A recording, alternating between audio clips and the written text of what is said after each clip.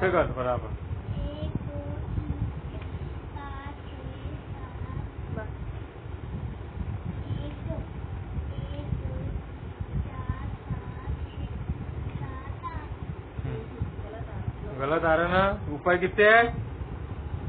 7 ले रहे ऊपर 1 2 4 5 6 7